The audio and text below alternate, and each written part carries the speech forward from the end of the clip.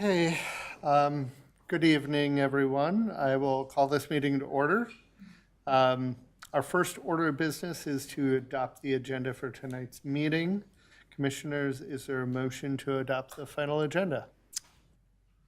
I'd move that we adopt the final agenda. Okay. Second? Okay, so I got a motion and a second. All in favor? Aye. Aye. Any opposed?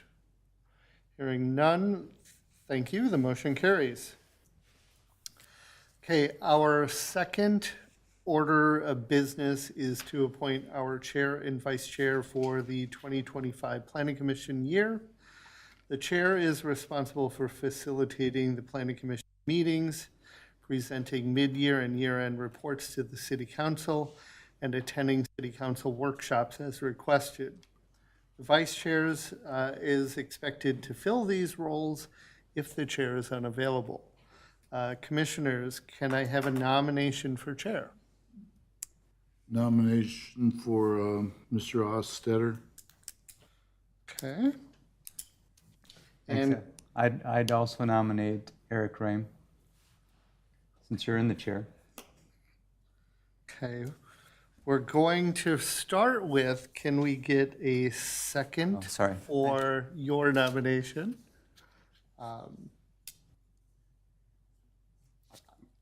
Make a second? Okay. Sorry for jumping the gun. Nope, so, okay, so we do have a motion for Commissioner Otterstetter and a second. So in this case, Brian, we go through that vote before we would go on to a second. Correct. Okay. So with that being said, I have a motion and a second for the chair, for Commissioner Otterstetter to serve as that. Are there any other nominations? There we go. I would And- nominate you, Eric Rame. Okay. Any seconds to that? Second. Okay. And so we do have a motion, two motions for the chair. I'm going to have to bring both of these to vote then. The first motion will be for Commissioner Otterstetter, and this, I believe, we are going to do one by one. Yeah, we can do that. So Commissioner Graham. Just the name? Yeah, aye or nay? What's that? Aye or nay? Yeah, aye. I'll abstain on voting for myself. Okay. Okay, abstain, Reem. I'm going to vote for you. Maybe you'll vote for me the next one. Aye. Okay, Ostetter, aye. okay, Aye. okay. Okay, so being that it's a majority, then thank you. I think at this case, we have a new chair, Correct. and We don't get to vote on you then, as, well, you took the majority oh, I see. in terms of that, but Okay. we would go to the vice chair at this point. Will he step in? You are now chair. Yes. Okay. I think that's the official. All right. You want me to go over on there? Okay. You're going to have this information, Okay. and So the next order. we will vote for the vice chair. Yep. So the next order of business is to select a vice chair. Is there a nomination for vice chair? Make a motion to adopt Commissioner Ream as vice chair for the 2025 Planning Commission year. Thank you, Commissioner Froth. Is there a second? Second. We have a second. All in favor? Aye. Motion carries. Thank you. So we don't need a roll call vote. Very good. So Eric is our vice chair, and yeah, I guess I'll be chairing the meeting for this next term. Our next order of business is to adopt the minutes from our April 1st, 2025 Planning Commission meeting. Commissioners, is there a motion to approve the minutes? So moved. Second? All those in favor? Aye. Any opposed? Thank you. Motion carries. We'll now move on to our discussion items. Item 3.1 is the introduction of a new planning commissioner. Our first item is then to welcome Ryan Graham. Ryan, if you would, please introduce yourself. Absolutely, yeah. My name is Ryan Graham. Moved to Victoria with my wife and 2 boys just over 4 years ago. Previously was in Chanhassen for 5 years. Excited to bring my professional background and experience to the Planning Commission and help guide sustainable growth here in Victoria. So thank you. Welcome. I'm sure you'll add value to this planning commission and to Victoria as well, so welcome. Next item is item 3.2, which is a public hearing. Final plat, site plan, building materials, and planned unit development amendment for Victoria Ridge Second Edition. This item does include a public hearing. I'll now turn it over to City Planner Brian McCann for a staff presentation, and then I'll open the public hearing for those in chambers this evening that wish to speak on this request. Brian, over to you. Thank you, Chair and Commissioners. Yes, tonight we have a request from Inland Development for Victoria Ridge Second Edition. You may recall that this is the second phase of a anticipated 3-phase development consisting of 134 row townhomes and a 44 unit apartment building. Part of the request this evening is to increase that unit count. We do have the master developer here as well as the applicant Inland Development. And as you stated, their requests are for final plat, the site plan and building materials application, and the PUD amendment. So as you may recall with first edition, that was for the first 70 townhomes within this development. You guys saw the sketch plat back in January of last year, and then the preliminary plat in May with the final plat for this first edition back in September. The second edition, as I mentioned, consists of only the apartment building, and the third edition is anticipated to be for the remaining 64 townhomes. Where we're at in the process, the final plat is where we finalize the development details. We establish a development agreement, which goes to council, basically wrapping everything up before they construct. So the location and existing conditions, the property is located south of the Marsh Hollow development and the railroad, which you can see just to the north here. Site conditions, it is vacant farm fields. They did have some structures previously on the site, which you can see in the 2024 aerial, which have been torn down now. The apartment building will be situated in the southeast corner, so you can see that's vacant of trees. There are some wetlands present on the overall site on the west and north, but those aren't applicable to this property here. And if you've driven on County Road 11 recently, you've noticed that they've been grading the site for those first 70 townhomes and getting utilities installed. For Victoria Ridge Second Edition, as I mentioned, they're proposing to increase that unit count. So they're proposing 165 units with the apartment building, as well as various private amenities, which I'll cover later.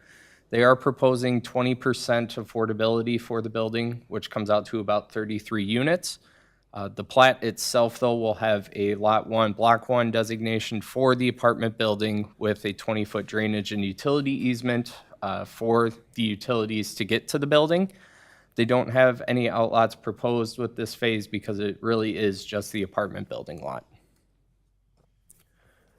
So the zoning and comprehensive plan, it was rezoned with the first edition to PUD with that underlying R4 high density designation. They did request an amendment to the PUD this evening to increase that unit count as well as do some minor parking deviations. In total for the apartment building, though, it's a 4.1 acre site, which density comes out to about 40.25 units per acre.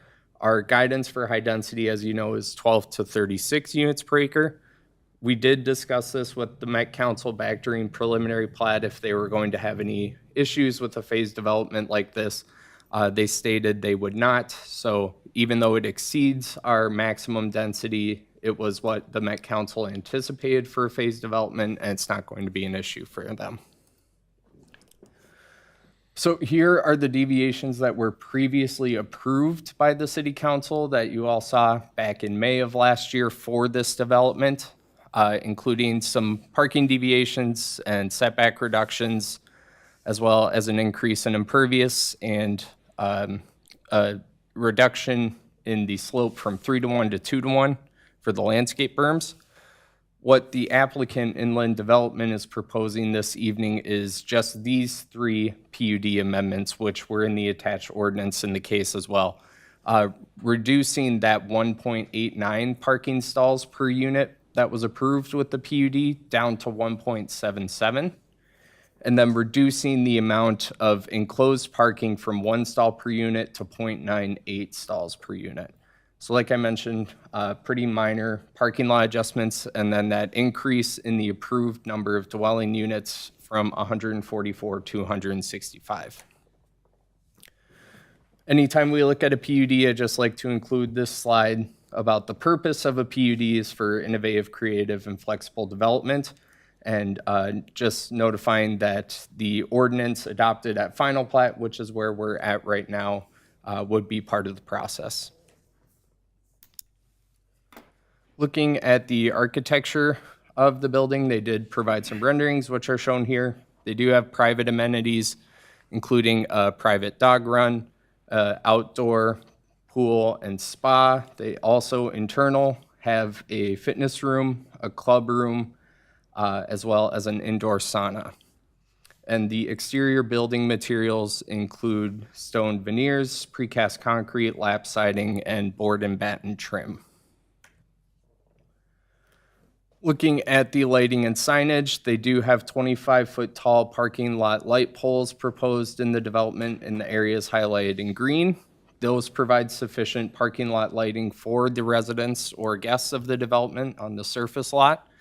And then they also have a monument proposed in the northeast corner in the development, which I've highlighted in red. Staff will review that with a building permit when they're ready to move forward with installation of that sign.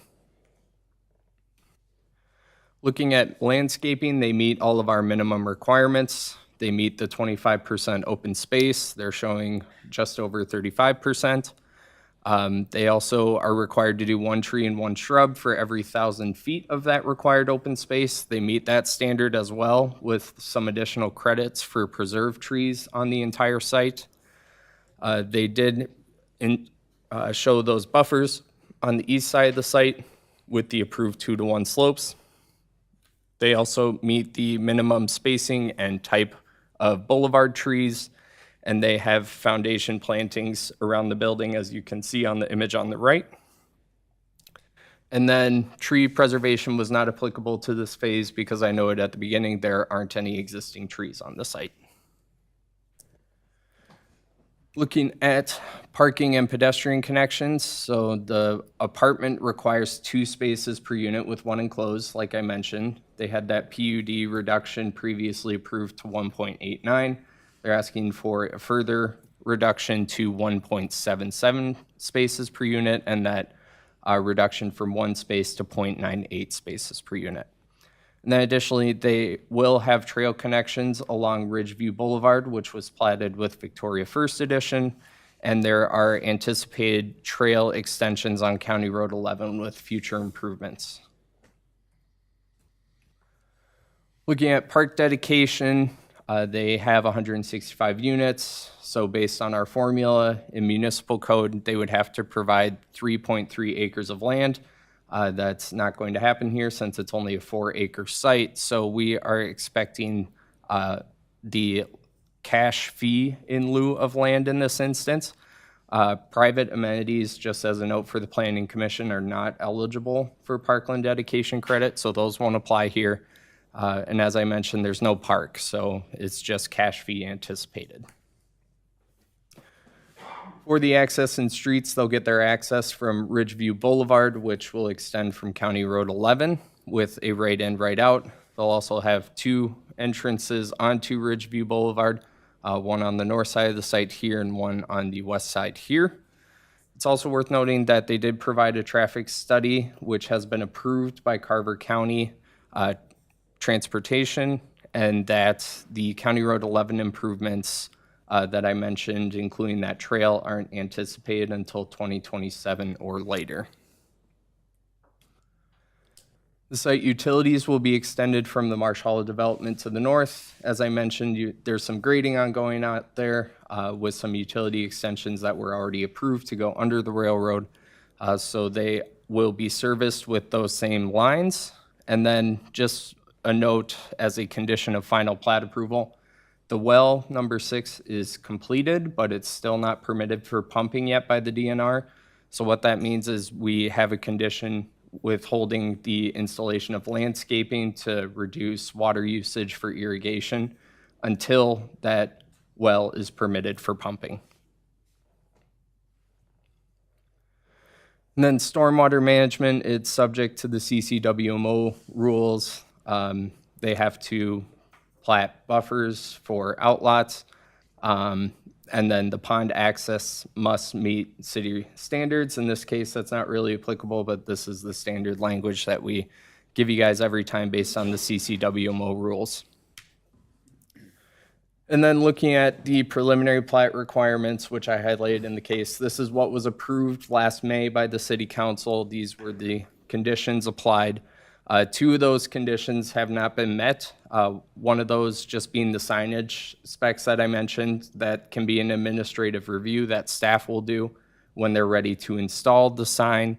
And that well number 6 must be completed and permitted. As I mentioned a moment ago, we're not quite there yet, but we have a condition in the final plat for landscaping only. So that's the one that we will go with.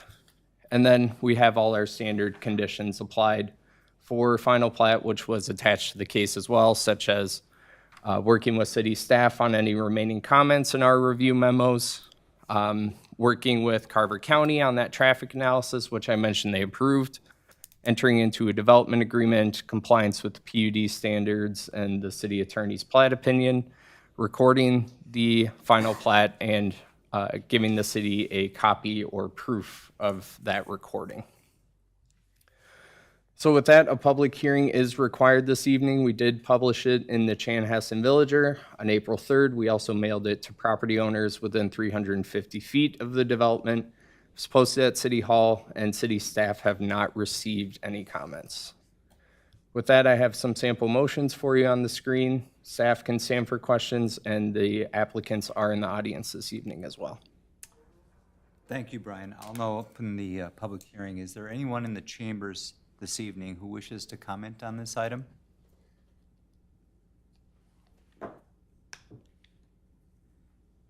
Hearing none. Commissioners, may I have a motion to close the public hearing, please? So moved. Is there a second? Second? All those in favor? Aye. Aye. Any opposed? Thank you. The motion carries and the public hearing is closed. I'll now open the floor for the Planning Commission to discuss. Commissioners, any questions or comments about this final plat review? Brian, can you, sorry, go ahead, you first. I'm a little bit concerned about the increase from 144 units to 165. You know, it's 15% increase, and yet you're decreasing the amount of parking for both residents, and I assume for visitors as well. And that's an area of concern for me. It just seems like we're trying to cram so much in a smaller space, and I understand the financials of it, but it just doesn't wash for me. I would second that as well. I have concerns about there only being 1.77 spaces per unit. A lot of those units, even if it's a 1-bedroom or studio, is still gonna have 1 to 2 people in there. And so that would be a bit concerning, especially because that area is very car-centric. So everybody in that unit will have at least 1 car. Good evening, Commissioners. I'm Jaquel Hyder. I'm with the Inland Development Team.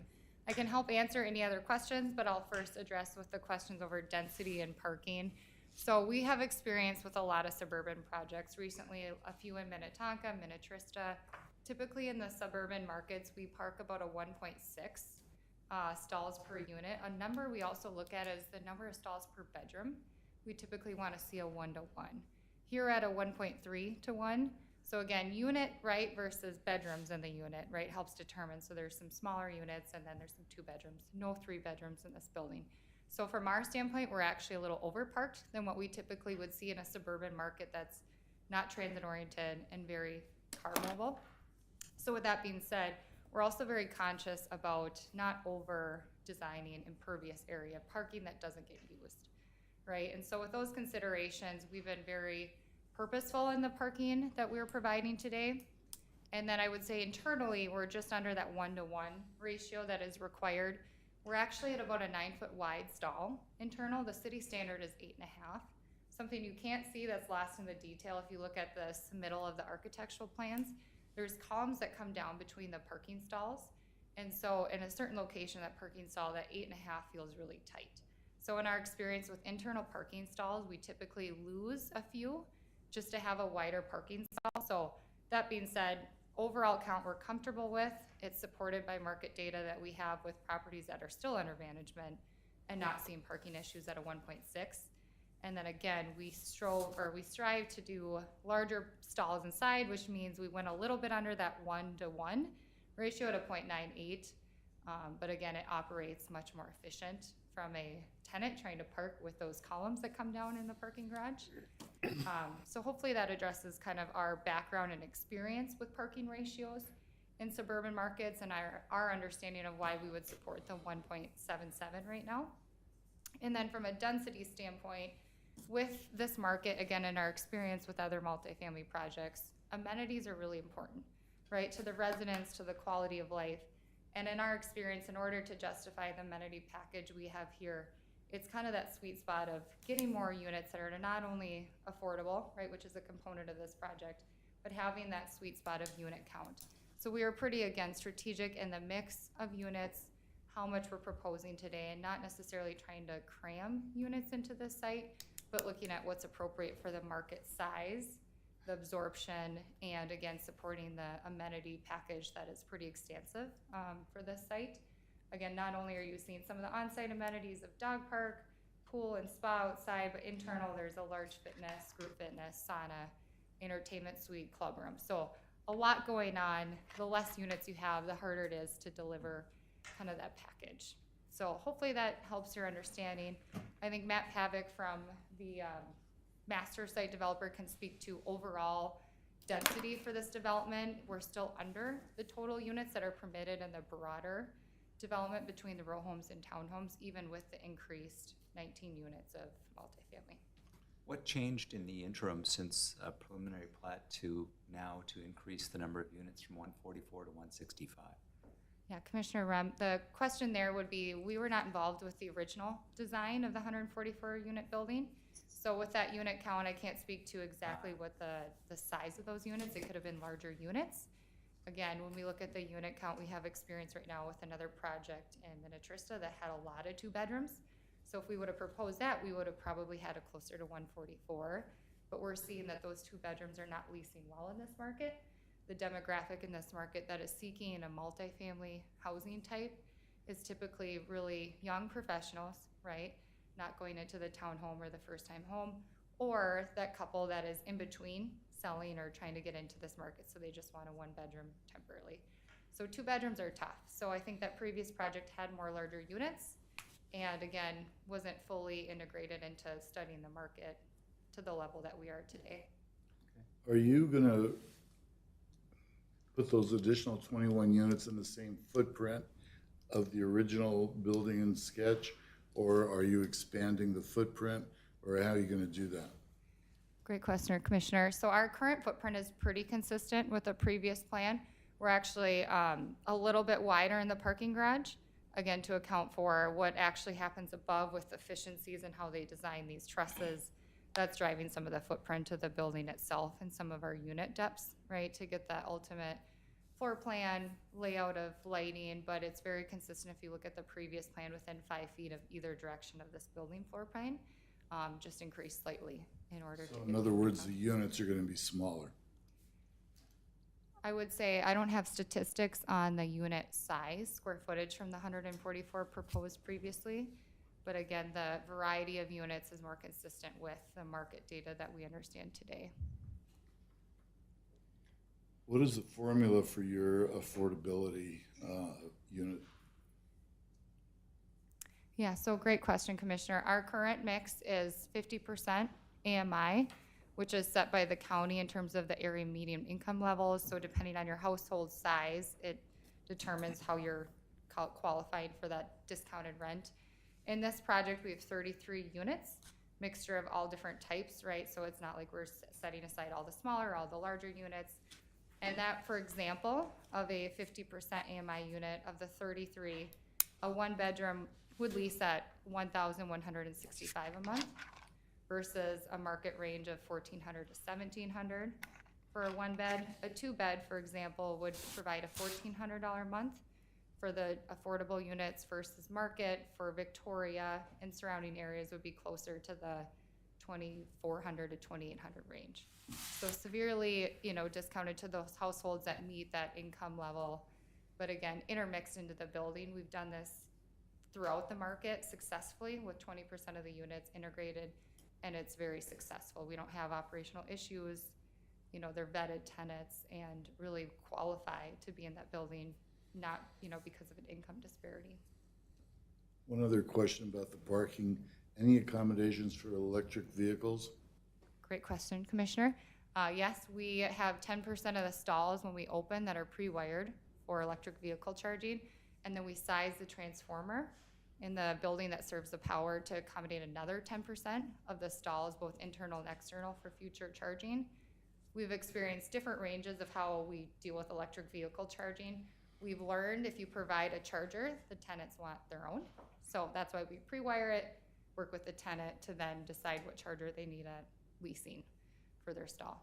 So you'll have it wired, but it won't be installed until you have a tenant who needs it. Is that how I understood that? There's conduit and wire to Yep. the stall. So basically you're picking your outlet Yep, is the way to got it. explain it. Can you clarify how many underground versus surface spots there are? Commissioner Kraft, there's 159 enclosed, so that's again why we're just under the 1-to-1 for the 165. Exterior, there's 128 surface stalls. Thanks. How many of those spots are handicap accessible? Let me look back at the site plan, and I will clarify that with you, Commissioner. 5 are accessible stalls. I have a couple more questions on parking. First of all, what accounting has been made for visitor parking, if any? And secondly, will any of the parking spots outdoors be sacrificed for snow storage? Great question, Commissioner. We have a couple of spots identified. I'll first tackle the snow storage question. Snow storage is identified actually in some of our civil plans in a couple locations. The first is that central triangular median area, which we've kept as kind of a grassed area. It's a great storage location when you have a large parking lot. And then the secondary location is just planned southwest, just outside of the drive aisle into the building. So you can pull some of that. The grade changes just a little bit lower, so you can pull some of that snow storage there. And then your first question was visitor parking. Had a lot of experience with that as well. Recently, we're about to work with a property manager that'll be managing this in a Minnetonka deal. And the way they manage the surface stalls is they'll number them. And so they'll look at, typically for a building this size, about 10 to 12 stalls that can be numbered for guest stalls. And so if the tenants don't reserve them, then they can manage, who is a visitor and who's not. What has happened in the past with projects is sometimes you'll have guests and residents that have an additional tenant that wasn't on the lease. So it helps them manage, the parking, and it doesn't overflow into surrounding areas. But when I say, back to my point about the 1.6 parking ratio that we experience in projects, that is accounting for the guest parking within that number as well. Peak guest parking is summer months, pool season, and so we try to account for a little bit over that as well. So given that we're about a 0.10 to 0.17 higher parking ratio than this project than other suburban, I'm confident to say, based on our experience both developing and managing properties, we won't have issues with the parking ratio. I have a piggyback question on that. This might be for Brian. Brian, will Ridgeview Boulevard have street parking on it? It will not. That's a residential collector, so no residential parking on it. Thanks. I understand the underground parking spaces to be 9 foot wide. Are the surface spaces the same width, or are they 8.5 feet? The surface stalls, Commissioner, 8.5 feet by 19, which is the standard parking. Again, you don't have as much structural conflicts to navigate external, and that's a typical parking size that you would see. Good questions. Is there gonna be any, I don't know, storage or like places that people can bring their bicycles? Cause I know that area is gonna be built up more and more towards commercial, so are people gonna be able to have their bikes around? Great question, Commissioner. In the architectural plans, you'll see in the parking garage, and then in some of the levels, so in the parking garage, any of the stalls that are in the middle of the, call it the building portion that goes north, those are stalls that go front to front, but all of the other stalls, surface-mounted park or bike racks in front of the stall. And those are typically two-tiered bike racks, so you can fit up to two. And we work with tenants usually that you don't just have to have that stall if you need additional bike storage. On each of the residential floor levels, there's also reserved storage units that tenants can rent for an added price to the rent if they have additional storage needs beyond bikes, kayaks, et cetera. Good. And Brian, am I correct that Carver County has approved the traffic impact analysis? That's correct. Okay, Yeah. good. Brian, it's showing a 50-foot setback on the east side of the building along Victoria Drive. Can you remind me what the required setback is there? The required rear setback, I believe, is 35 feet, so they're greatly exceeding the minimum requirement. I was curious if there was an option explored to push it closer to the property line to support more parking.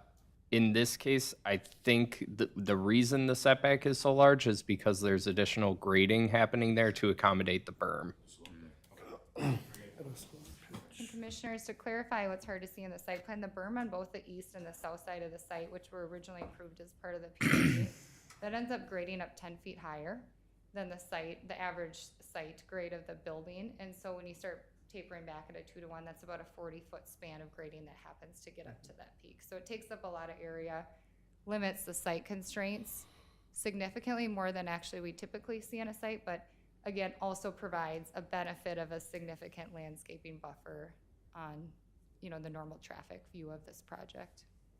Another question might be for Brian, might be for you though. Brian, can you remind me in the larger, like zoom out, I know there's not a lot of green space. I don't want to say no green space, no park for this lot, because obviously it just wouldn't work. But is there another park close by and green space? I know the trails are still kind of being developed. Like, what's the plan? Yeah, absolutely. That is a great question. Let me pull up our maps. So here is the site that we are discussing. There will be a trail going up 11, and you could go down to Game Farm Road. There is a public park in the Marsh Hollow development, or you can continue just a little bit further down and go to Hunters Brook. That is another park that will be developed within the next few years, hopefully. So within the townhomes and apartment, there's no plan for any green space in that little, I'll call it triangle lot? Oh, well, there is, but it's a private development, so those are private amenities. There are private trails and private open spaces there for the townhome users, correct. But the two parks that I highlighted are the only public spaces available to these potential apartment dwellers. With that being said, where that setback is gonna be from Highway 11, is there gonna be any proposed like fence or anything? Because I could definitely see like kids playing in that area, and then that's gonna be, even though there's gonna be that 10-foot grade, like there's still really fast cars right next to that. So will there be a fence or like more planting? Commissioner, to answer your question, there's significant amount of planting in that berm throughout there. Again, if you look in the landscape plan, it's a little easier to tell. You've got about a 10-foot span across. So not only are you spanning 20 feet to get to the top, 10 feet on the top of the berm, 20 feet down, it's a pretty significant span. I typically don't see berms of this size. We would never typically put a fence on top of it from a safety perspective. Berms of 5, 4, 3 feet would be a situation where we'd be more concerned about security and safety or closer proximity, but we're about 75 feet away from that road. And commissioners, just to highlight, a 40-foot berm is the largest type of berm that we require, and that fits 8 trees every 10 to 20 feet. So for this berm stretch that comes out to, between like 150 and 200 trees, I think there's going to be a significant number of trees in between County Road 11 and the apartment. One other quick question, apartment sizes. Can you give me the approximate square footage of a one-bedroom versus a two? Sure. Commissioner, a one-bedroom in this building, we have both 1 and 1+ den, which kind of offer, again, sometimes a secondary bedroom, sometimes a work-from-home space. A one-bedroom would be between 700 and 800 square feet. A 1+, so a 1+ den or that extra smaller bedroom would be closer to the 900-foot range. A two-bedroom would be in the 1,200 square foot range. Thank you. Commissioners, any other questions, comments? If not, Brian, if you'd flip to the motion, may I have a motion with respect to this proposal? Make a motion to recommend the city council approve the request for Victoria Ridge Second Edition with staff conditions. Very good. We have a motion. Is there a second? I'll second. We have a motion and a second. All in favor? Aye. Aye. Aye. Any opposed? Opposed? Very good. Motion carries. Thank you, We'll now move to, thank you. We'll now move to item 3.3, which is a public hearing. Consider a final plat and rezoning for Kwik Trip number 1792. I'll now turn it over to City Planner Brian McCann for a staff presentation, and then I'll open the public hearing for those in chambers this evening that wish to speak on this request. Brian? Thank you, Chair and Commissioners. As you know, we have the Kwik Trip proposal in front of us requesting final plat and rezoning. You previously reviewed this back in August of 2024 and most recently in January of this year for the preliminary plat. As I highlighted during the last item, this is the final stage, so this is where Planning Commission will do their final review for the development to move forward with construction.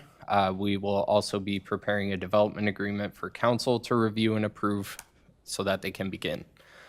So for the location and area, this is just south of the apartment building that we just discussed. It is a single parcel west of County Road 11, but north of County Road 10, also south of the railroad as well. The total parcel area that this project will be going on is about 48 acres, but the site itself is just over 4 acres up in the northeast corner highlighted here. They are proposing the 9,100 square foot convenience store with the gas pumps and car wash. Existing conditions for the site, it's vacant farm fields without any trees.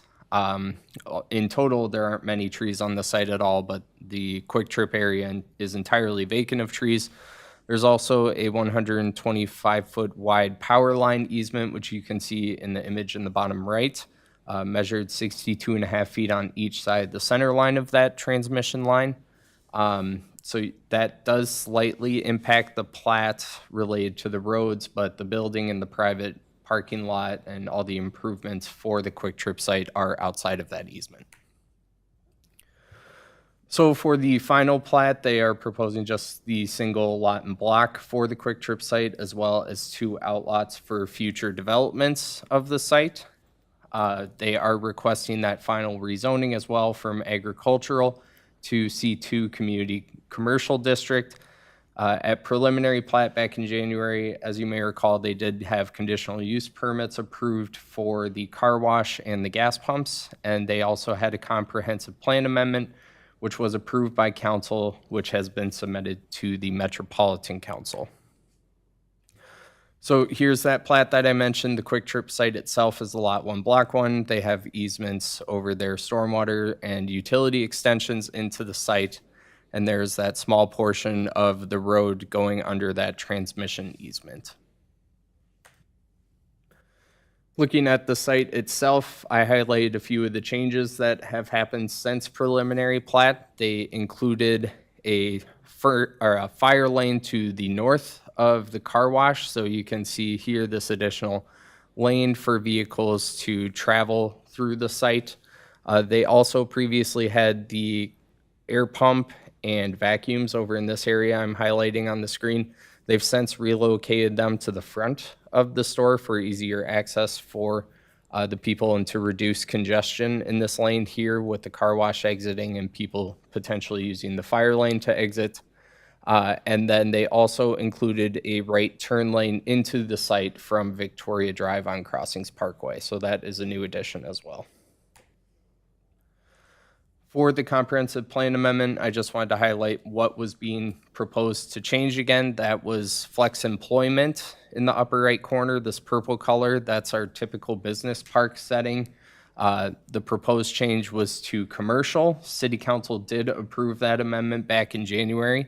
We submitted it to the Metropolitan Council, and we haven't heard back yet, but under their 15-day administrative review guidelines, we should hear back before council reviews the Kwik Trip plat on April 28th. One of the requests this evening, aside from the final plat, was the final rezoning. So this property was annexed with the sketch plat back in August of 2024, which established agricultural zoning automatically. So their proposed rezoning was preliminarily reviewed back in January. Here is where we would adopt the ordinance to officially rezone the property to C2 Commercial District. And as you can see, they meet or greatly exceed all of our minimum standards for the site. So they meet all of our zoning criteria. And then just a fun note that I've mentioned before, this will be our first commercial development in the South Growth area. This will open the area up to a lot of more commercial development in the future. Looking at the site plan, we're going to talk about parking, signage, pedestrian connections, streetscaping, park dedication, landscaping. We will not be talking about architectural lighting. They'll still have to come back with an official site plan application where we'll look at the building materials and the lighting plan for the site. So for the parking, they are proposing 63 parking spaces for the site. Per our standards, they're only required to provide 41. They're also compliant with our minimum drive aisle requirements and the minimum parking stall dimensions. They did provide some signage specifications which were attached to your case. They are proposing 2 wall signs for the building, which are shown here in the upper left. They also have a canopy banner proposed going around the entire gas pump canopy, as well as some directional signage and a freestanding sign showing gas prices. This signage, since it does include dynamic digital signage per our code, will need a CUP. So when they come back for the site plan application, you might see a CUP amendment as well. They also provide a site circulation exhibit about how one of the larger trucks, be it a delivery truck or a fire truck, would navigate through the site without impacts to any of the infrastructure or visitors out there. And then they also have pedestrian connections proposed for the site. They have sidewalks along Ridgeview Boulevard and Crossings Parkway, as well as a sidewalk connection, which I've highlighted in red, from Ridgeview Boulevard into the site. For any of those apartment or townhome users to the north to access it, they could easily walk to the site, as well as a future trail along County Road 11 for anyone north of the railroad tracks who would be interested in coming. That trail would occur as well with any future improvements to Victoria Drive in 2027 or later. And then looking at park dedication, they would need to do just over 1/5 of an acre, or about $21,000. The Parks and Rec Committee did review this request and noted that they would be interested in a park serving the greater commercial area, but they didn't expect it to come from the Kwik Trip site exclusively. So a fee is anticipated for the parkland dedication for this request. Then looking at the landscaping and buffers, they did meet all of our minimum requirements. We'll review the foundation plantings at the site plan submittal when we get that, but they have the minimum 30% open space, the minimum number of plantings, and the boulevard tree spacing and types. They also included the required 30-foot landscape buffer separating the R4 use and the commercial use per our code. They did receive a reduction in the berm requirement to accommodate that fire lane from City Council. And then the city engineer's review will look at access and streets. So The accesses are generally unchanged from what you saw at preliminary plat. They still have a full access on Ridgeview Boulevard to the west, highlighted in red, as well as full access on the south side of the site in blue, and the full access at County Road 11. The only notes that I'll add here was that right turn lane that goes into the Kwik Trip site. That was the only new addition in terms of streets and access. And then for grading and stormwater management, once again, this is in the CCWMO's rules and regulations, so they have to prepare for any wetland impacts, which aren't present here. They also have to buffer those wetland buffers as outlots, and then pond access must meet city standards. I'll note here they have a private stormwater system for the site here, as well as a city stormwater pond to accommodate any street runoff. So that could potentially play into a regional stormwater for the entire commercial area. We're not sure how that will play out yet, but that could potentially be included at a future date. And then for site utilities, the proposed utilities would come from the Victoria Ridge development to the north. They'd come down Ridgeview Boulevard. And then, as I noted in the last item, we do have a condition of the final plat approval that the well needs to be permitted before installation of landscaping. So who all reviewed this application internally? Our fire department, engineering, public works, and community development departments all looked at it. And then externally, we usually have DNR look at it. They didn't have to in this case, as well as Carver County and the CCWMO. So with that, we did post for the public hearing this evening in the Chanhassen Villager on April 3rd. We mailed property owners within 350 feet of the boundaries, and we haven't received any comments. And with that, I have some suggested conditions of approval. They're all our boilerplate ones. The only one that really stands out is number 8 here. This is one that was included with preliminary plat.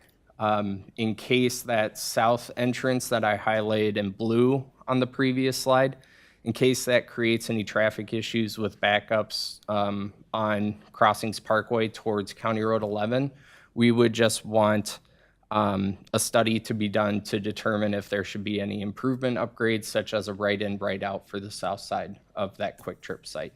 So maybe it'll help if I go back. So this entrance here, if there are backups caused from Crossings Parkway when it's fully developed and all the commercial uses are in, we would just want Kwik Trip to take another look at this entrance to prevent any accidents or backups.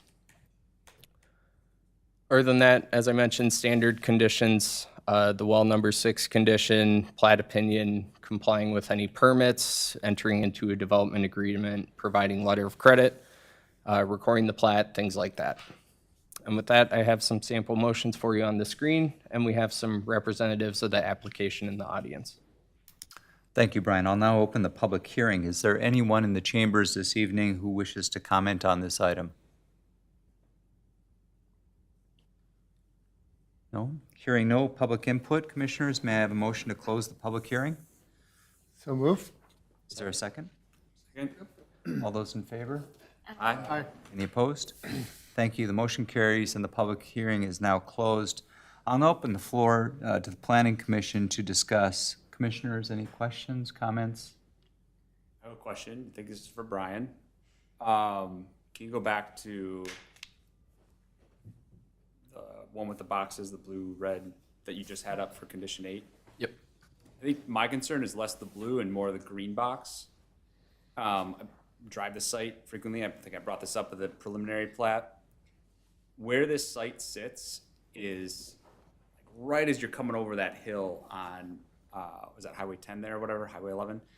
Victoria. I'm really concerned about that intersection, especially with residential, the residential going in above it, with that being right in and right out. That means all that residential is gonna funnel down here as well to make a left turn out of there. And I think that's gonna cause more problems, that this needs to be studied a lot more. And I don't know if that falls to the county since it's a county highway, or if we can put anything in. I don't know that it's necessarily Kwik Trip's responsibility, but I really think that needs to either be a roundabout or stoplight or something.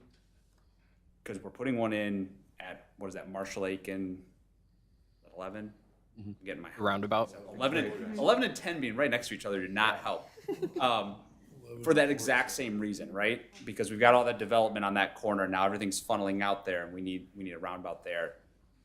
I really think the city needs to pause and think about what they're doing with that strategy, because I'm very concerned that that's gonna be the same thing 1 year after we get all of that developed. And again, I don't know that this is necessarily their thing to deal with, or I don't know. So that's my biggest concern of this. Yeah, Chair and Commissioner Croth, so it's not exactly in Kwik Trip's wheelhouse. Like you mentioned, it's a county road, so it will be the county's responsibility. Part of the traffic study that was just reviewed with that last case also included this intersection and the potential full build-out of this entire commercial area. Carver County did not note any intersection improvements that would be required, such as a signal or a roundabout. That could change in the future if that intersection warrants changes. That would be Carver County's responsibility. But for the Kwik Trip site alone, it's not going to meet warrants to upgrade that intersection. So I think that's fine, but I think our role is to be the voice of the community, and I think waiting for it to become a problem is really almost negligent of the county. So I hope, and if we need to write a letter or whatever, that the county will take it a little bit more seriously, because I don't think waiting for it to become a problem is the right position. And hopefully Tradition Homes is about to step in and be like, we got you. No, I'm just kidding, go ahead. Well, Dave Nash with Alliant Engineering. Alliant, sorry.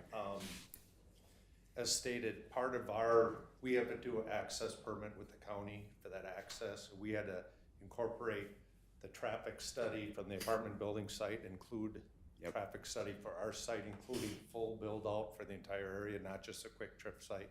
As Brian said, that didn't show any need for additional roundabout or traffic lights per the traffic study as approved by the city and the county. When was that study done? 2-3 months ago. Interesting. How far below this intersection is actually Highway 10, Engler Boulevard? If you're at that, like, you know, there's like the top of the hill. It's right about, yeah, it's at the top of the hill. That location actually was dictated to us by the county study. Okay, so Highway 10's down here, we're looking at this crossings area approximately For reference, it's about a quarter mile. in there. Sounds about right. Yeah, and I mean, if you go there in the morning, that's backed up to like right where that entrance is. Drive it all the time. Yeah, between 8 and 9, you know, that's That's a dangerous intersection at this point, and there's still more people going in. So again, it's not a Kwik Trip issue. I agree, it's definitely like a county. And I think they soon need to that's take. why the county has the improvements planned. Yep, for Yeah. 27 or 28. So the county is actively working on it. As Dave mentioned, this access was the only approved access for this area on County Road 11. So this is where all the traffic will go, but County Road, the county is planning for improvements to this intersection within the next few years. Yeah, and I think that's totally fine. Like I said, I don't think it's their problem. I just hope that the county takes into effect and like plans for future, doesn't wait for it to become a problem like they did with 11 and Marshall Lake. Like that's a problem right now. It's an accident every other month there, it seems, if not more. So, and again, this development is all good. Like I think you guys have done a great job.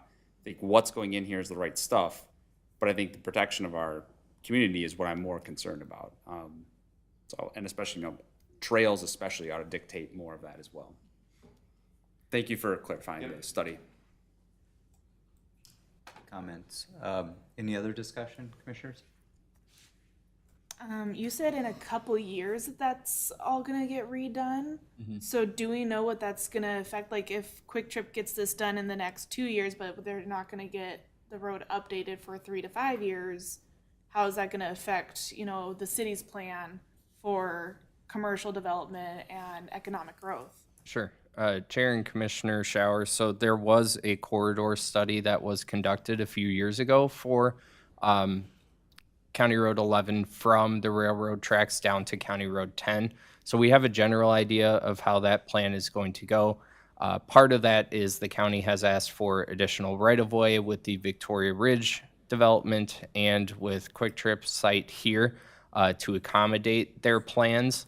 I can't recall exactly what they are off the top of my head, but once they start preparing more final designs, we'll be actively working with them to get the word out in the community, to attend open houses and provide feedback on these final plans. So you as the residents, we really depend on you guys to go out there and voice your concerns, similar as you're doing tonight.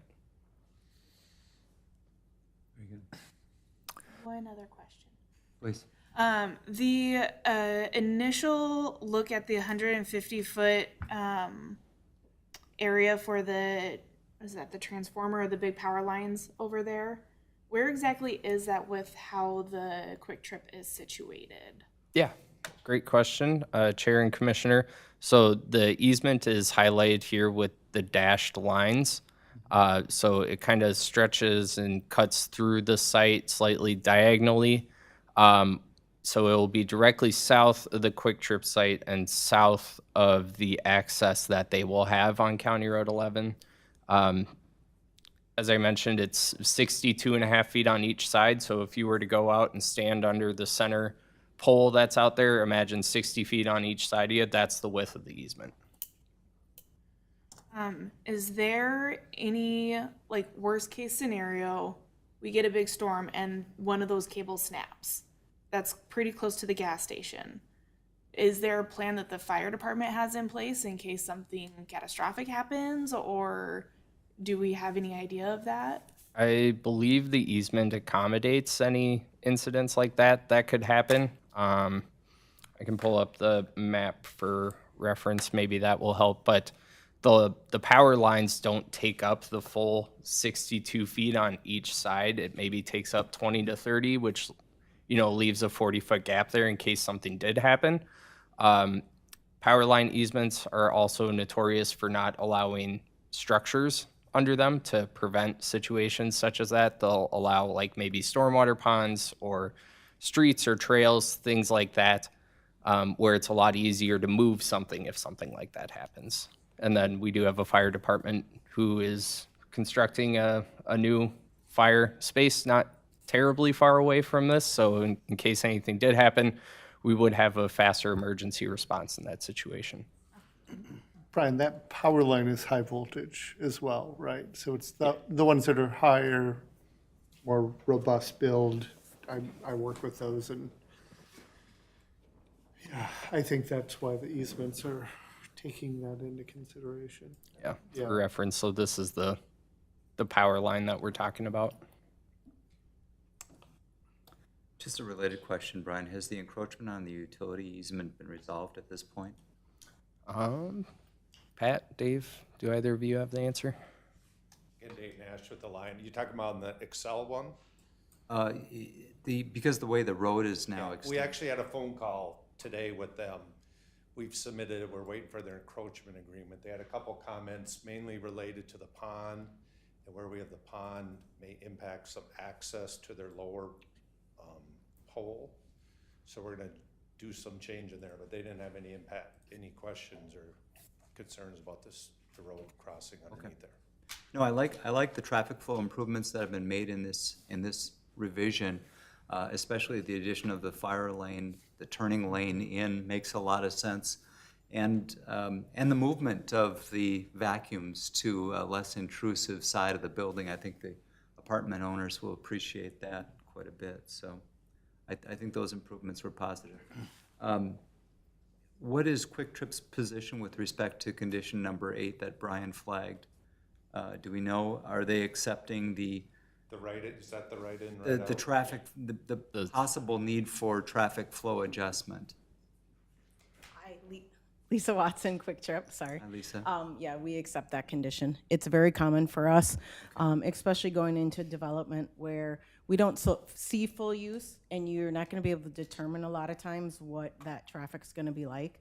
So it's very typical for us to say, we will engage in a traffic study if and when the city and fire and everyone thinks there's a need to potentially change that to a different access. Very good.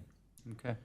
Well, and by providing the extra one in blue, it does create autonomy for the individuals in the cars looking around and going, outside, yeah, if I divert and drive a little bit further, I'm not going to be sitting in that. That's a good point. Yep. I think that's a great add. And just in general, I think that this is kind of the vision. I think that the density is part of the aspect of the community trying to build commercial down there. It's inherently going to create more people than this community is used to. And so I share the idea that the county is the one that needs to be taking the lead on studies and the impacts to that road. But I think this is probably something that's going to be, favorable by many who live in that area. There are going to be times, just like I know where I want to turn out on the street, it could be a half hour, or a half a mile of cars. It's just, that's kind of this community right now. It's wild. It doesn't last long, though. Lisa, some idle curiosity, does Kwik Trip have any plans for future development on the 2 outlots? No, not right now. Nothing yet? No. Okay. For the Kwik Trip, where is the signage gonna be? And is it gonna be facing like north, south, east, west? So typically, and you'll see this on the signage package, Brian, will you go to the sign slide, please? Do you just want the slide, or do If you want this, yeah, and I can talk to what's. Sure.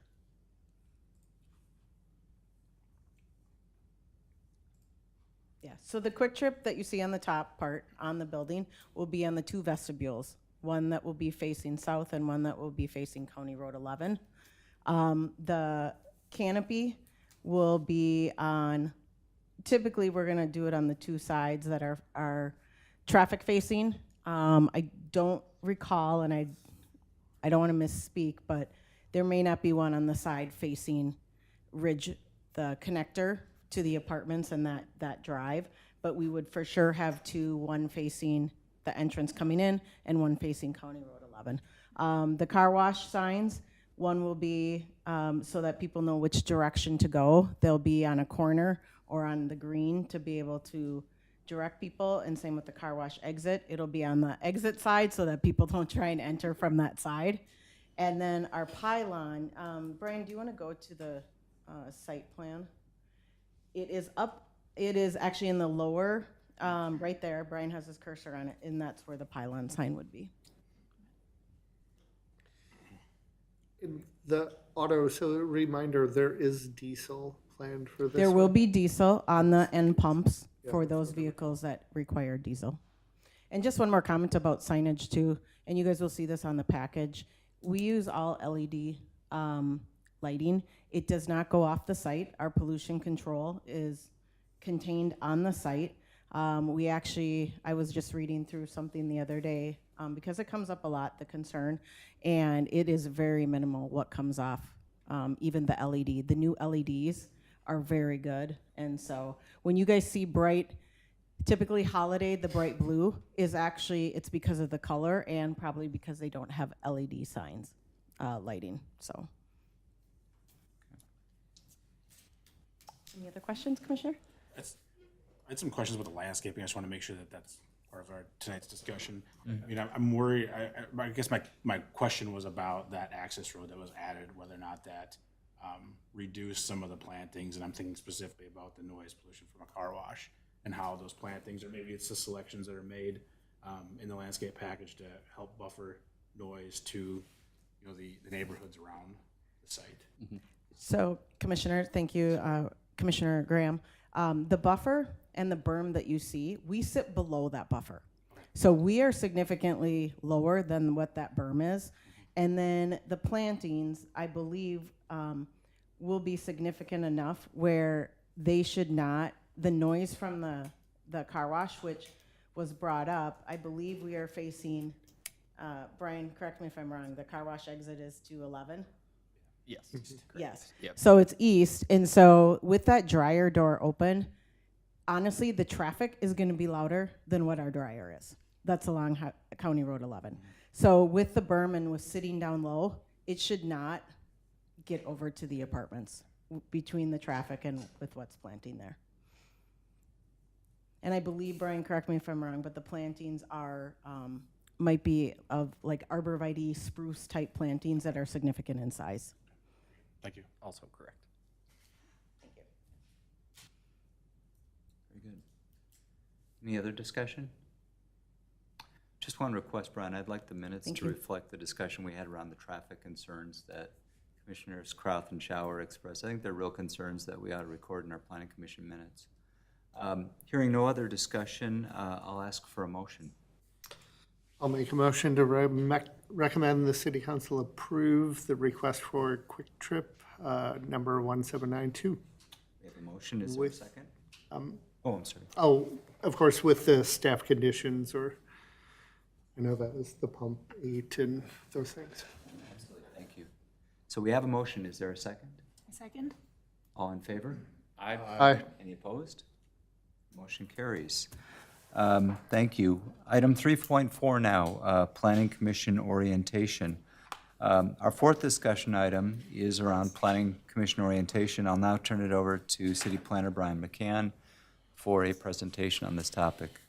Thank you, Chair and Commissioners. Yes, this is something we like to do every year for you guys, just as a quick refresher of what it means to be a planning commissioner, the types of things that you see as a planning commissioner, just general need-to-know information such as open meeting law. For some of our new commissioners, this is going to be a lot of repeat information that I think we've kind of drilled into your head for the last 2 months, but it's useful information for everyone else too. So just highlighting who the planning commissioners are and when their terms are up. This information is also posted on our website. I'm sure you all know when your terms are ending, as well as who our alternates are, but this information is available online in case you or John Q. Public was curious. And then for staff context, so Jen Brewington is the department director, so she comes to planning commission meetings as needed. I, myself, the city planner, am the staff liaison, so any communications you guys have about future meetings or anything can be funneled through me and Travis, our associate planner, who you will see on occasion as well. So the orientation agenda, what we're going to cover, we're going to talk about how all our meetings are live broadcasted, such as they are right now, and also recorded and posted online in various methods.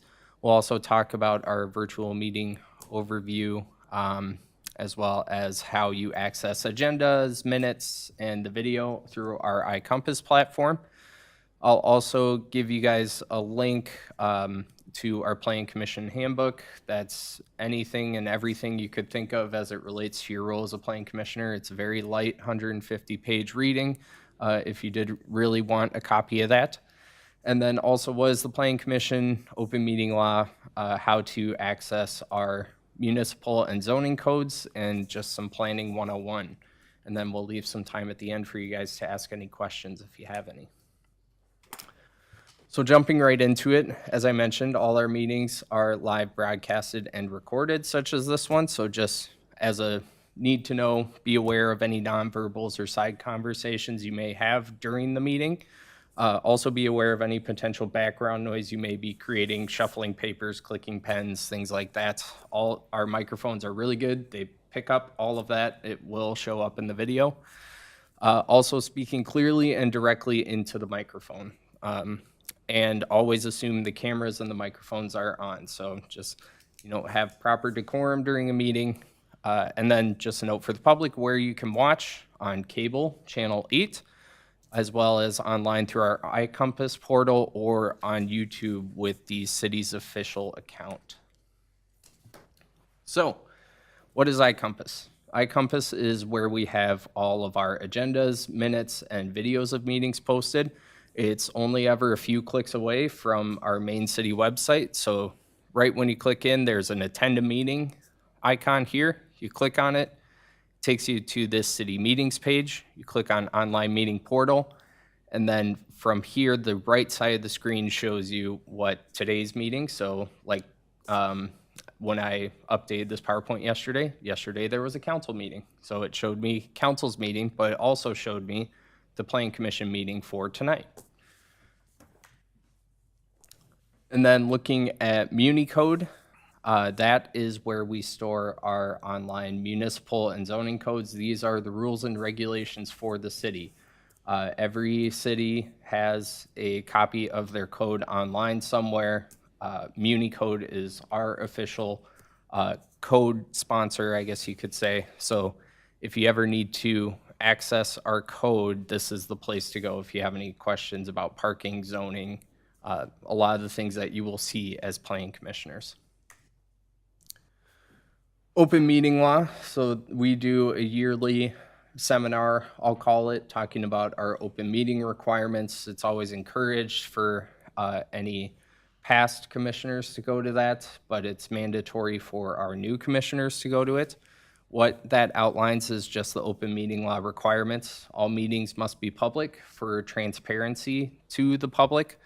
No quorum outside of notice meetings. We're a 7-member body here, so if there's 4 of you out in public, just be aware of how you interact with each other, what you say to each other, because it could be perceived as violating open meeting law. And then don't engage in chain emails or meetings. When I send you guys emails, I always blind copy you for a reason. I don't want you guys reaching out to each other and starting separate email threads, because that would also be a violation of open meeting law. So don't reply all to members on the off chance that I do forget to blind copy you guys. And then don't engage in ex parte communications. So what is a planning commission? The Planning Commission is the hearing body for the city of Victoria. As you guys know, you listen to about 90% of the public hearings that come through here. You guys are also our Board of Adjustments and Appeals, as you guys found out this past year. So you are the hearing body for the city. You're comprised of 7 voting members and the 2 alternates.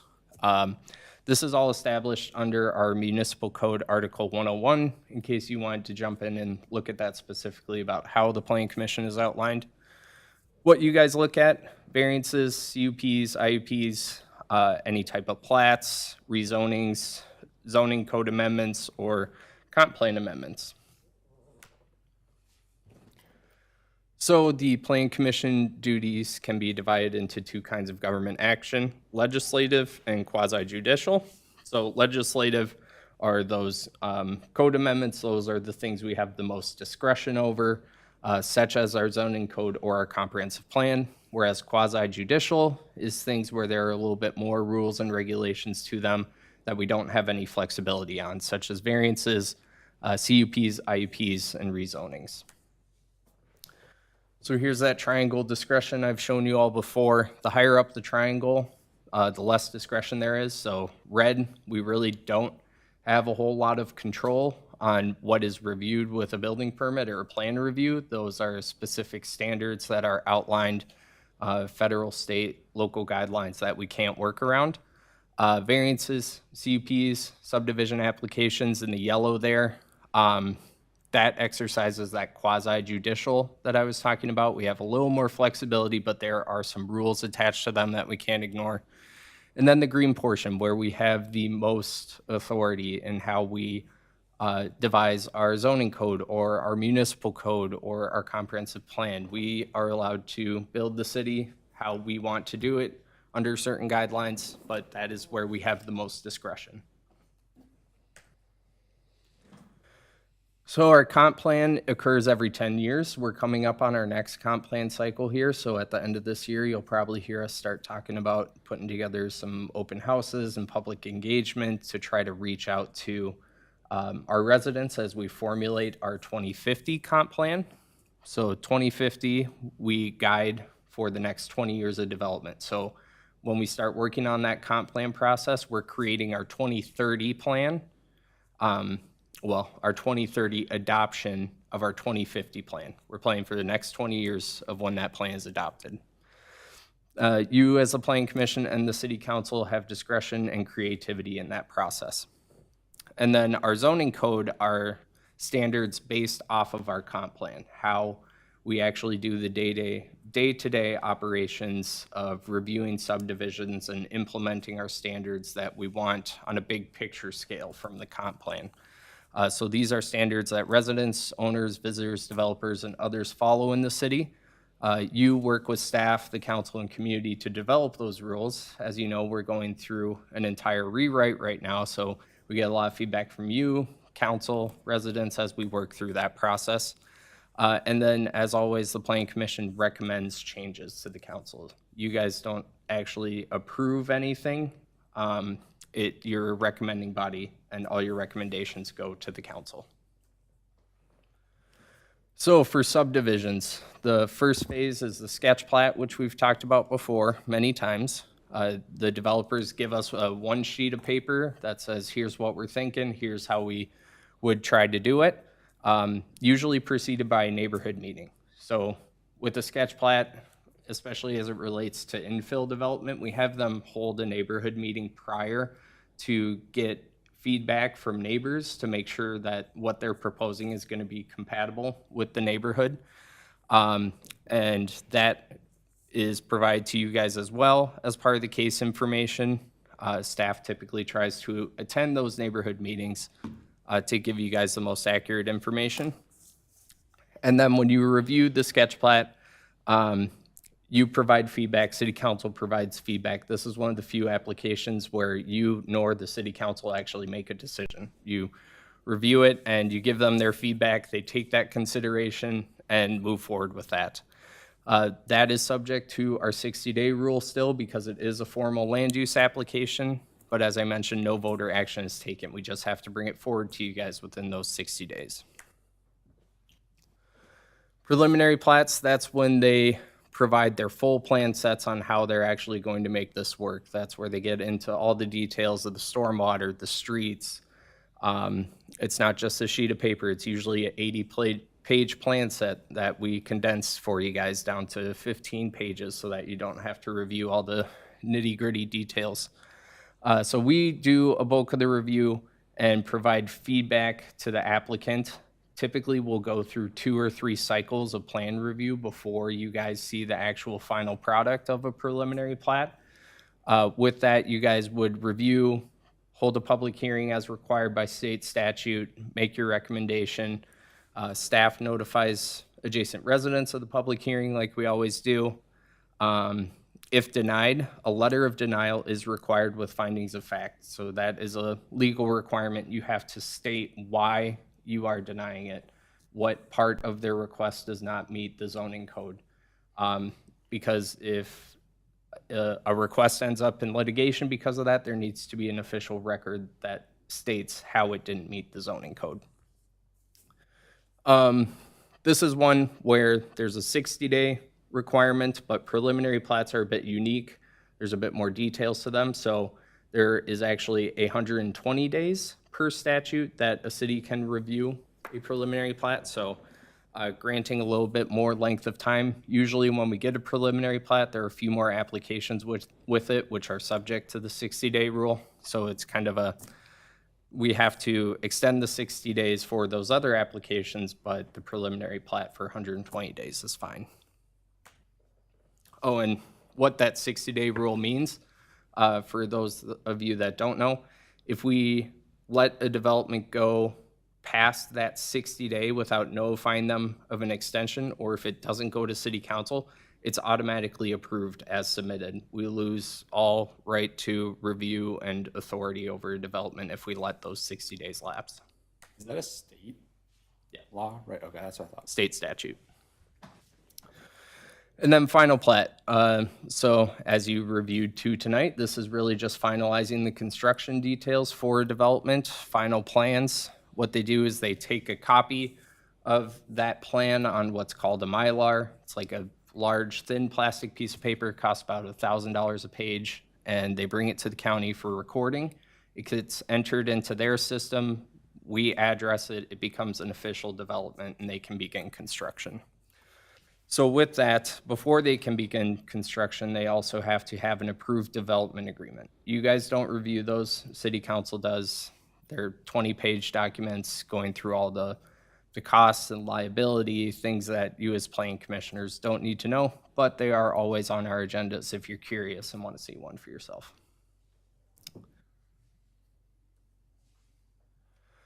So the types of applications you see, we'll start with CUPs, IUPs, and variances. These are special uses or exemptions to our zoning code. So the process is similar for all these. Applicant applies, they want a CUP, an IUP, or a variance. Staff does the initial review, brings a report to you guys, you conduct the public hearing, and determine the facts to be recommended to the city council.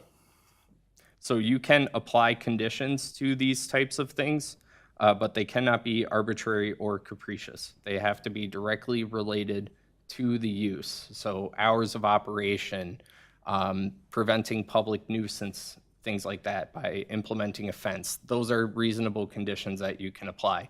You can't say, well, we don't like what you're proposing here, you gotta go somewhere else. That's not something we can do.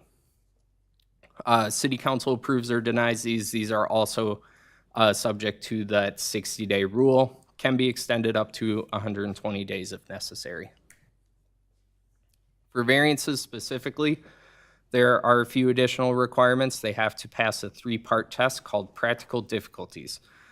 Those 3 standards must be that they are proposing to use the property in a reasonable manner. The circumstances are unique to the property, not unique to the situation, not unique to their financial burden. It has to be related to the property itself. They must maintain also the essential character of the locality. They're not putting up a 50-foot garage in their backyard in a neighborhood full of ramblers, things like that. Other factors, it must also be in harmony with the purpose of the ordinance, so it generally has to meet our zoning code requirements and also be consistent with the comprehensive plan. And as I mentioned, economic considerations, so financial considerations cannot be the determining factor alone. Conditional use permits are uses that are outlined in our code. We kind of break those standards out in our zoning code for specific uses. If we feel there are very strict conditions that we want to impose on conditional uses for different types of uses, but you, as a planning commission and city council, have the authority to say exactly what type of conditions you want applied. As I mentioned earlier, they can't be arbitrary or capricious. They have to be directly related to that use. So we also have in our code just some general standards they have to comply with, which each of these categories shown here has to comply with our comp plan. It can't deter health or safety for residents, comply with our zoning code. They have to have public infrastructure readily available for them to use the use, as well as screening and landscaping. They have to meet our landscaping requirements, architectural requirements, and that the traffic won't create any undue hardship for themselves or neighboring residents. And with these CUPs run with the land, they are recorded with the county. So if there's a resolution on the county record from 45 years ago that says a property can operate as an auto shop and that resolution has not been vacated in the county's record, someone can come in today and use that same use as long as they comply with all those standards. So just something to note as well. Brian, on that, I think, do I have it right that variances?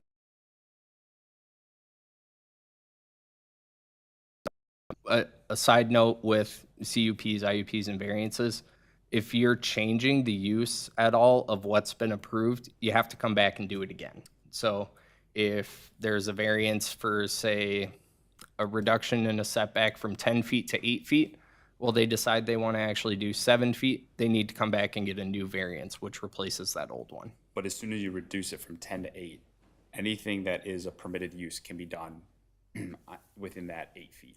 Correct. Just that. Yeah, exactly. So what is an interim use? This might be a new concept for you guys. This was something we just initiated within the last year here. It is similar to a conditional use. It's not recorded with the county. It's within our own documents because we expect that use to end at some point. Now the Planning Commission and City Council gets to decide when that is. Depending on the type of use, you have some flexibility and authority to say, well, I only want this for 5 years or 10 years, or I'm comfortable with it staying until the property owner leaves. Common things Could be like someone using their house to board dogs. That's a pretty common interim type of use. We expect, conditions to be in place for noise mitigation, pet waste cleanup, things like that. But we don't expect that use to last forever on the property. We expect them to want to improve their business and move up to a brick and mortar type of store at some point. So with that, we also have those may or may not be listed in our code. That example of animal kennels that I just mentioned, that's one that we have in our code right now. But if you guys decided like, hey, maybe a tow yard would be a good business, just an example that comes to my head. If you guys wanted one for a year or something, that's something they could come in that's not expressly listed in our code, but you guys would have to allow it, or you could allow it. Meeting procedure and decorum. So you as commissioners are held to a high standard because you are a face to the public. You're broadcasted every 2 weeks, like I've talked about.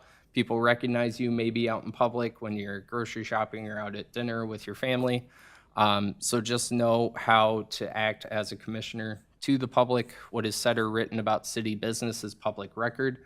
What is not specifically said or written or applied for is not yet public record. So knowing those open meeting law requirements and public record requirements. The chair runs the meeting and enforces the rules. So congratulations tonight, Chair Otterstetter, on your nomination. You get the fun part of running the meetings and enforcing the rules. And then just general information about our meetings. They start at 6 p.m. on the first and third Tuesdays of each month. I'll let you guys know a week or two ahead of time if we ever plan on canceling them. And then if you guys can just let us know if you're unable to make a meeting as soon as possible, just so that we can make sure we have a quorum, that would be greatly appreciated. Quorum, for note, is 4 members of the commission. As I mentioned, we're a 7-member body. We need at least 4 of you to hold public hearings and make decisions. And then just a note, when we have public hearings, sometimes they can become a bit contentious or emotional. So just noting that hearings are a time for understanding, listening to your residents, asking questions, and forming a decision based on what's allowed within our zoning code, and also understanding the residents' concerns. And we always say wait until after the hearing is done before taking a decision. You guys get the packet a few days ahead of time, so you're likely forming a decision in your head already, but wait until the public hearing process is done before you take a side and decide how you're going to vote. Then the last thing I have is that really fun 150-page document that I mentioned, the Planning Commission Handbook. It would be a lot of paper if I printed it for each of you. I can do that if you really want to, but there is an electronic copy I can send you guys as well. So with that, I don't have anything else. Do you have anything for me? Thank you, Brian. I'll now turn it back to the Planning Commission for any questions or comments, other than to say thank you. This is an excellent summary, and really appreciate you doing this for us. Any other questions, comments? Got a question just in terms of the comp plan timeline. Again, that'll be next year. We will, and everyone on the board will still be on the board through the establishing what that is, I think. Yeah, going back to the terms here, so we're gonna start discussions on the comp plan stuff at the end of this year. Commissioner Ream, Commissioner Racius, your terms are up in March. You can choose to run again if you wish, and if you're elected, then you'll be part of the process through the entire comp plan cycle. That'd be super fun, but I gotta get reelected. That actually relates to our next and final discussion item, which is item 3.5, Planning Commission Annual Work Plan and Year-End Review. I'll turn it over to City Planner Brian McCann to give us an overview of the work plan. Yeah, so no presentation for you guys on this item. It's a pretty straightforward one. I just wanted to highlight what you guys did as a planning commission last year beyond your regular roles and responsibility. You helped conduct an analysis of the current cannabis regulations that were approved at the state. We implemented zoning code standards for cannabis, including licensing, zoning restrictions, and operational guidelines. So that was a heavy haul, and we appreciate your guys' feedback on that. It was a really good process. Also, reestablishing our commercial zoning designations. I think we're pretty happy with what we've got for our commercial districts. We'll see how they pan out with our South Growth developments that are coming in, but we appreciate your help on that as well. And on the city's sign regulations. Sign ordinances are one of the toughest ordinances to go through and change, so kudos to you guys on that as well. Great, thanks, Brian. Yeah, and then as we look at our 2025 work plan, the general stuff that we just discussed, holding public hearings, making recommendations to city council. The two new things are going to be, we ask you guys to keep in touch and monitor the middle housing legislation that's going through the state right now to change basically how zoning codes and zoning authorities throughout the entire state work to accommodate what they call missing middle housing. So just keep your eyes on that. And then start thinking about that 2050 comp plan and potential outreach opportunities or efforts related to that cycle for community engagement and participation. Where did we leave off on reviewing the zoning code stuff? We got through like a chapter or two and Yeah. just table it. We're doing, I think, 12 total sessions. We're through 2 right now. I did give copies to our new commissioners as well for some homework. We're doing some additional reviews with our city attorney and other staff members. We do anticipate bringing the next section to you guys in June. And I'll kind of cover why June in our miscellaneous agenda section. Gotcha. Brian, attached to the minutes were sort of a sample work plan or the proposed work plan for the coming year. I didn't notice a specific reference to the comp plan review. I wonder if we should maybe mention that we're going to begin work on that comprehensive plan starting in 2025. Yeah. It sounds like it's something we should hold out as part of the work for this commission. Got it. I can absolutely do that. Any other questions, comments for Brian on the annual review? Okay, very good. Thank you. I'll now open the floor to the Planning Commission for any other comments, questions, concerns. None? Okay. If not, may I have a motion to approve the 2025 Planning Commission work plan as presented or with additions beyond what we already discussed? So moved.